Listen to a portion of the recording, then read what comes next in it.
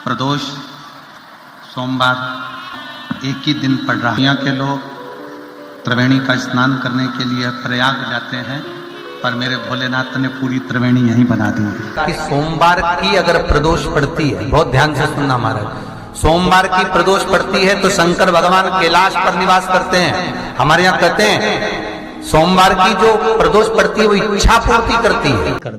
प्रदोष का दिन, प्रदोष काल का समय, भगवान शंकर प्रदोष के दिन, प्रदोष काल में अपने भक्तों के घर पर नंदी के कान में जो बोल कर जाता है, शिवजी नंदी पर बैठकर उस भक्त के दरवाजे पर उसका कल्याण करने के लिए प्रदोष के दिन, प्रदोष काल में पहुंचते हैं। प्रदोष के दिन या सोमवार के दिन तो शिवजी की जो सबसे छोटी लड़की है अशोक सुंदरी, उस अशोक सुंदरी वाली जगह पर इस बेलपत्र को, उस घी को बीच की पत्ती में थोड़ा सा लगा लीजिए, और जो अशोक सुंदरी वाली जगह है, जानते हो ना आप लोग अशोक सुंदरी की जगह, आपको पहले भी कथा में कहा, चंदन को लगा लीजिए।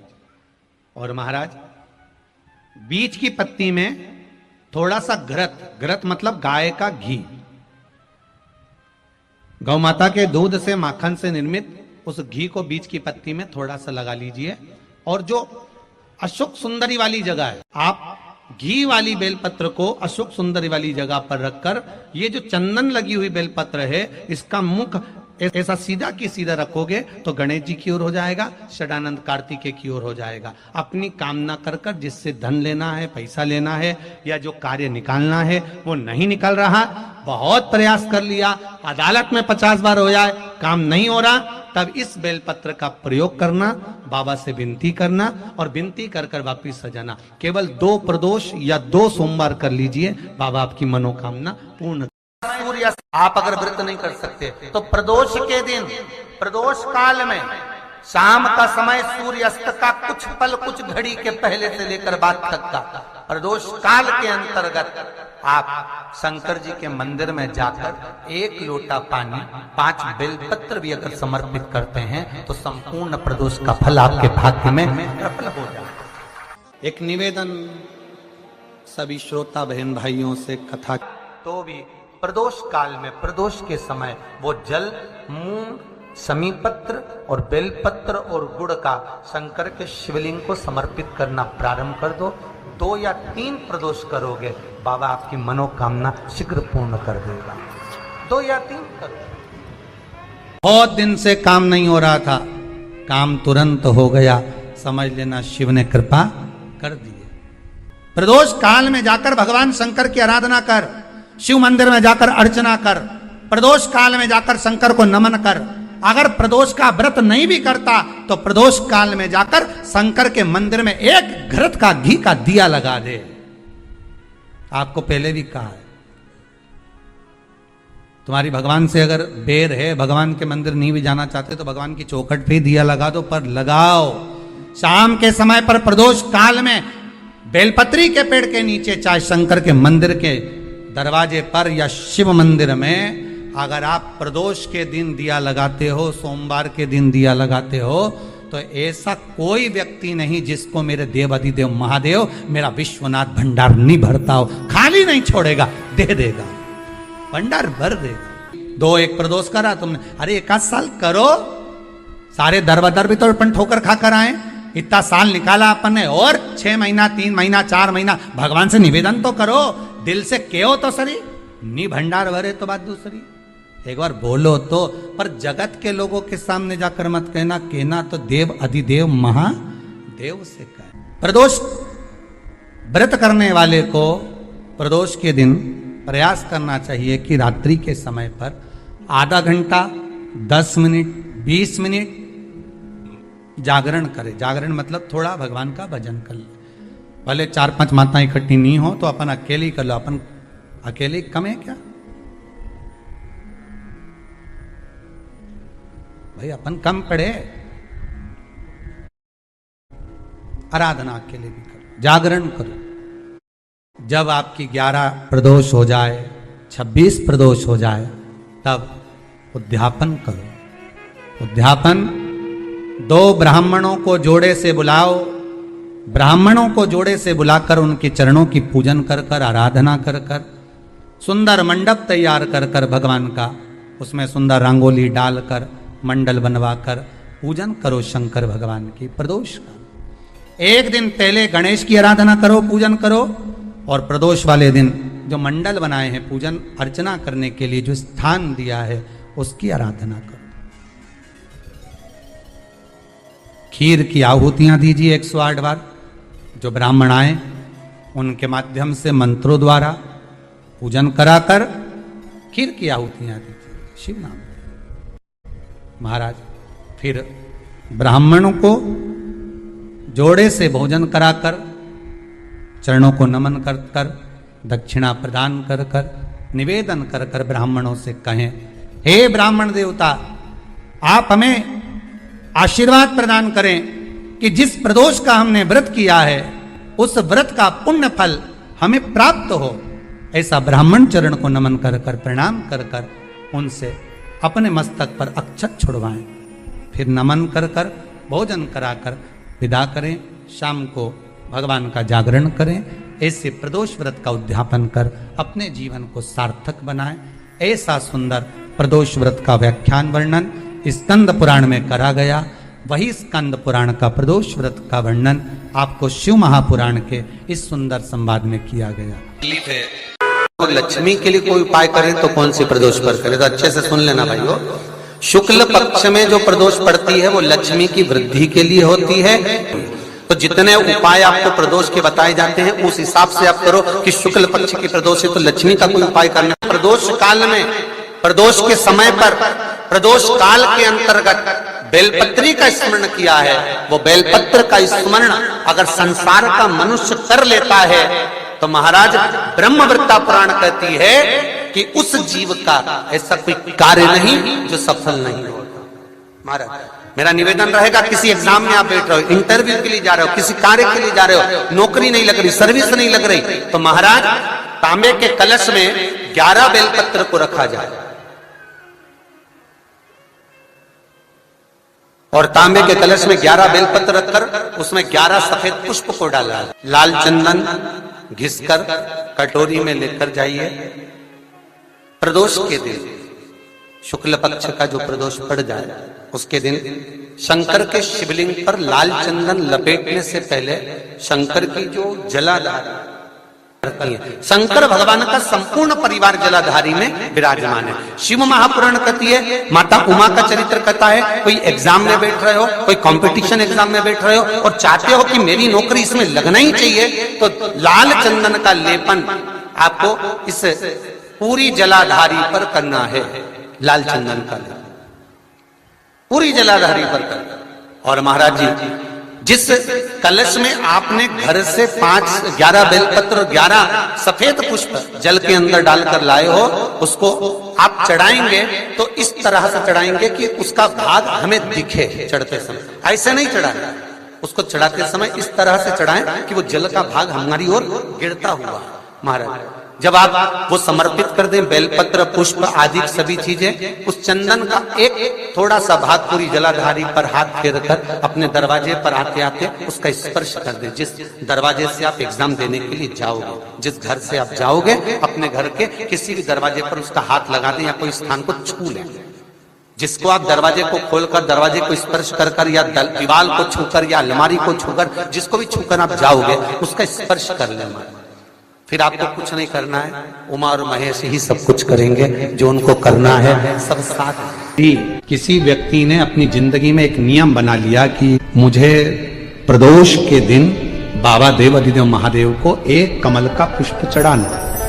और कई मौसम ऐसा होता है कि उसमें कमल का पुष्प नहीं मिलता तो कमल गट्टा बाजार में मिलता है, देखा है आप लोगों ने, काला कलर का होता है कमल गट्टा।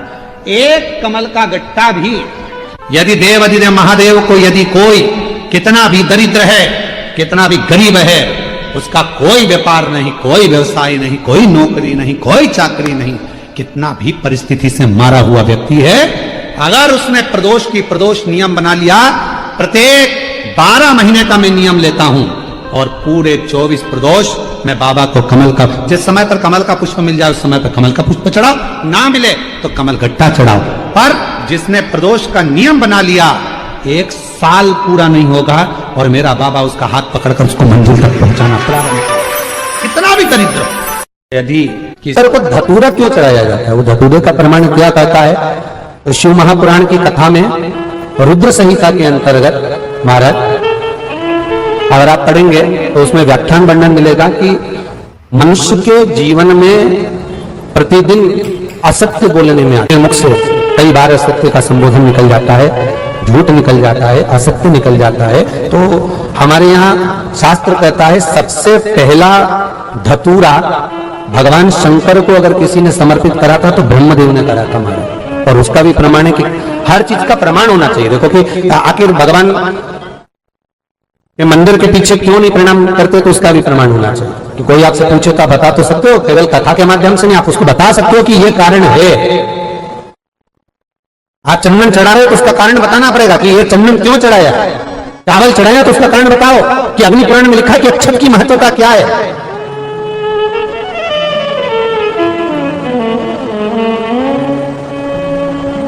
बेलपत्री चढ़ा रहे हो तो शिवलिंग का प्रमाण वर्णन करना पड़ेगा, लिंग पुराण को उठाकर बोलना पड़ेगा कि ये पार्वती का प्रतिबिंब है, ललिता जी का प्रतिबिंब है, सती का प्रतिबिंब है। एक एक चीज को आज के समय में अगर आप किसी को कोई राय दे रहे हो, कुछ बता रहे हो, तो प्रमाणित करना पड़ेगा कि ये आपको यहां से उसका वर्णन है और आपको ये करना पड़ेगा, उसके अनुसार ये कर्म है। तो शंकर भगवान को सबसे पहला धतूरा भगवान ब्रह्मा ने चढ़ाया था। जिस समय भगवान ब्रह्मा का सिर कट चुका था, अभी आप आगे कथा सुनेंगे, ब्रह्मा का जब सिर कटेगा उसके बाद जब वो स्तुति करेंगे तो देखो भगवान शंकर को प्रसन्न करने के लिए धतूरा चढ़ाएंगे। शिव जी उनको कहते हैं ब्रह्मदेव ये धतूरा आपने मुझे चढ़ाया है। और क्यों चढ़ाया? क्योंकि आपने असत्य बोला था, उस असत्य को नष्ट करने के लिए आपने मुझे धतूरा समर्पित करा। देखिए,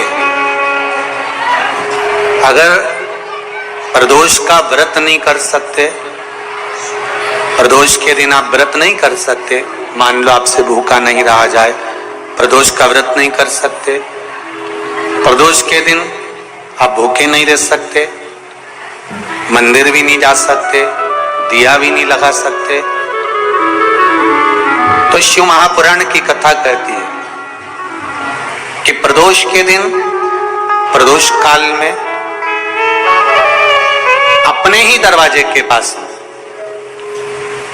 देवाधिदेव महादेव का स्मरण कर लक्ष्मी की वृद्धि के लिए, कार्य सिद्धि के लिए, संपदा को प्राप्त करने के लिए आप अपने ही दरवाजे के पास में एक दीप लगा सकते हो। कौन से दिन? प्रदोष के दिन। प्रदोष का दिन, प्रदोष काल, शाम का समय भगवान देवाधिदेव महादेव मां जगतजननी पार्वती जी के साथ में भ्रमण पर निकले। देखिए, अगर प्रदोष का व्रत नहीं कर सकते, प्रदोष के दिन आप व्रत नहीं कर सकते, मान लो आपसे भूखा नहीं रहा जाए, प्रदोष का व्रत नहीं कर सकते, प्रदोष के दिन आप भूखे नहीं रह सकते, मंदिर भी नहीं जा सकते, दिया भी नहीं लगा सकते,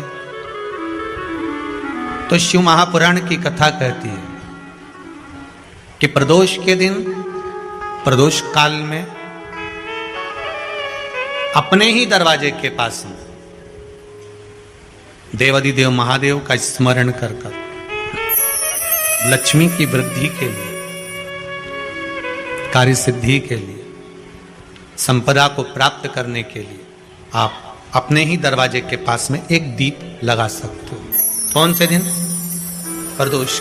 जो बच्चे चिड़चिड़े होते हैं, चाहे घर में बेटे हों, बहुएं हों, सास हो, ससुर हो, परिवार में छोटे छोटे बच्चे हों, चिड़चिड़ प्रवृत्ति करते हों या चिड़चिड़ा स्वभाव हो, जरा जरा सी बात में क्रोध आ जाता हो, बोलने का भान नहीं रह पाता हो, शब्दों के बाण चलते हों, तो महाराज प्रदोष के दिन, प्रदोष काल में बेलपत्री के पेड़ के नीचे एक जो पत्ता आपके पास में हो, पान का मिल जाए तो पान का, पीपल का मिल जाए तो पीपल का, बेलपत्र का मिल जाए तो बेलपत्र का, उस पत्ते पर मात्र थोड़ा सा शहद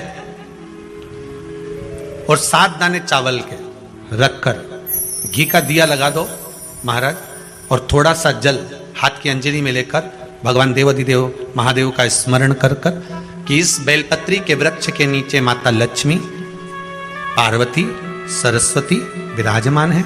इसी बेलपत्री के पेड़ के नीचे मेरे देवाधिदेव महादेव का 12 ज्योतिर्लिंग का स्वरूप प्रकट है। उनका स्मरण कर कर जल चढ़ा दीजिए और उसका स्मरण कर लो जो चिड़चिड़ प्रवृत्ति करता हो, क्रोध करता हो, जिसको बोलने का भान नहीं होता हो, सम्मान नहीं देता हो, अपशब्द कहते हो, उनका स्मरण कर कर आप छोड़ेंगे। एकदम एक प्रदोष करेंगे, दूसरे प्रदोष तक तो आपको कोई दिक्कत ही नहीं है। 2-3 प्रदोष कर कर देखिए, बाबा कृपा करें। बच्चों को पढ़ने का कह रहे हो, पढ़ने बैठो, पढ़ने बैठो, पढ़ने बैठो, पढ़ने बैठो, तो एक आध प्रयास बच्चों के लिए भी कर लिया करो कि भाई ठीक है, बच्चे लोग विद्या में प्रबल होंगे।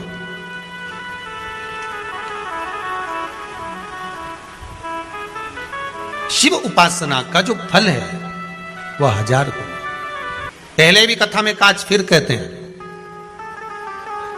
शिव मंदिर में जल बाद में चढ़ाना, शंकर के मंदिर में जाकर पंचामृत स्नान बाद में कराना, शंकर जी के मंदिर में जाकर पूजन बाद में करना, पहले थाली एक और रखकर शिव मंदिर में झाड़ू पोछा या जो बेलपत्री निर्माल्य जो भी रखा हो उतरा हुआ सामान उसको भरकर कहीं एक और जहां मंदिर वाले रखते हो वहां ले जाकर रख दो, झाड़ू पोछा एक बार जरूर।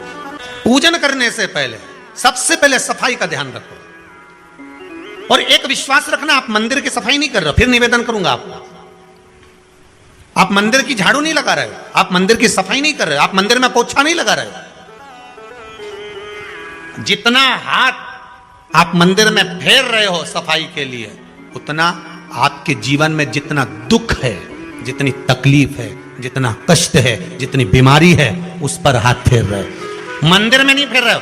नहीं तो सारी दुनिया में जितने मंदिर हैं, सारे मंदिरों में ट्रस्टियों ने कुछ ना कुछ लगा के रखा है। स्वीपर आता है, साफ करके जाता है, ये आएगा सफाई कर कर जाएगा, पंडित जी होंगे तो बुआरी लगा देंगे, पंडित जी होंगे सफाई कर देंगे। उन्होंने तो पंडित जी को बोल के रखा है कि साफ कर दो, पंडित जी करते भी हैं, पर पहला फर्ज आपका है कि आप मंदिर में आए हो तो पहले आप सफाई करो। क्यों? क्योंकि हम उसका द्वार साफ रखें। आज के समय में तो एक नियम हो गया साहब कि मंदिर में जाते हो तो मंदिर के दरवाजे पर चप्पल उतार के जाते हो, नहीं तो शास्त्र रीति तो ये कहती है कि मंदिर में भगवान सामने बैठा है तो उसके सामने चप्पल भी नहीं उतरना चाहिए। तो कई लोग कहते हैं मंदिर के अंदर थोड़ी ना उतर, हम तो जीने से भी बाहर, एकदम गेट के बाहर वहां उतर, पर सामने तो है ना, सम्मुख में तो है। तुम्हारे यहां अगर 4 लोग दिवाली मिलने आते हैं ना तो तुमने चप्पल रखने का भी स्टैंड बनाकर रखा है, साइड में उतारिए, देहली पर मत उतार देना, थोड़ा साइड में उतारो, सामने से सब आते जाते रहते हैं, सामने उतारो, सम्मुख में क्यों उतार रहे हो?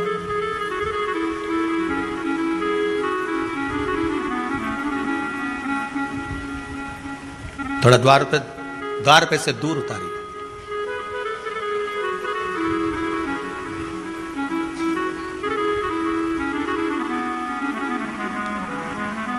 अभी तो कुबेरेश्वर धाम में काम चल रहा है, आप लोग जो दान दे रहे हो, आपके दिए हुए दान से निर्माण चल रहा है।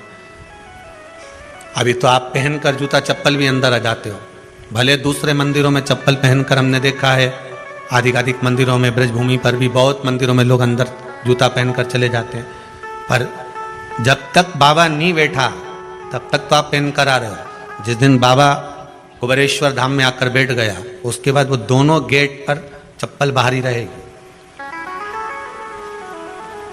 आओ आप, कंकर से शंकर जब शरीर से लगेगा तब सुख भोगोगे, आनंद भोगोगे,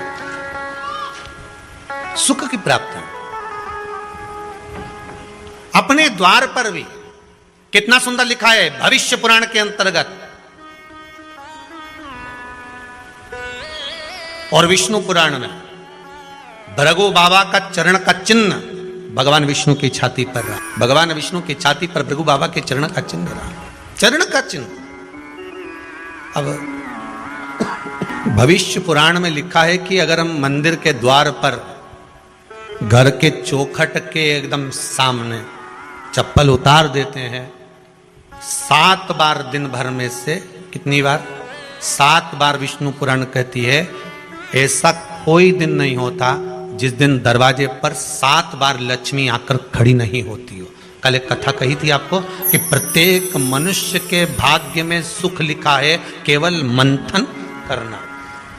भविष्य पुराण कहती है 7 बार लक्ष्मी प्रत्येक मनुष्य के दरवाजे पर जाकर खड़ी होती है, पर द्वार पर चप्पल पड़ी होने के कारणवश वो लौट कर चली जाती है। बहुत ध्यान दीजिएगा महाराज, थोड़ा सा आपको बुरा लगेगा और लग जाए, पर शिव पुराण है, जीवन संवार देगी तो अच्छी बात है, जीवन संवार दे तो अच्छी बात है। मंदिर के द्वार पर हम जब चप्पल छोड़ते हैं, जिस मंदिर की चौखट पर चप्पल छोड़ी है, आप जितनी देर आराधना में लगे रहते हैं उतनी देर तक आपकी चप्पल पर जितने लोग लांग कर जाते हैं, जितने लोग लांग कर प्रवेश करते हैं, उसका भी दुख आपके भाग्य में आता चले जाता है। ध्यान दीजिएगा जरा, चप्पल का भविष्य पुराण में पढ़िएगा कभी कि पादुका का महत्व क्या है, पादुका किस ओर उतारना चाहिए, पादुका को कहाँ रखना चाहिए, किस जगह पर बुआरी झाड़ू को रखना चाहिए, किस जगह पर चलनी को रखना चाहिए, सुई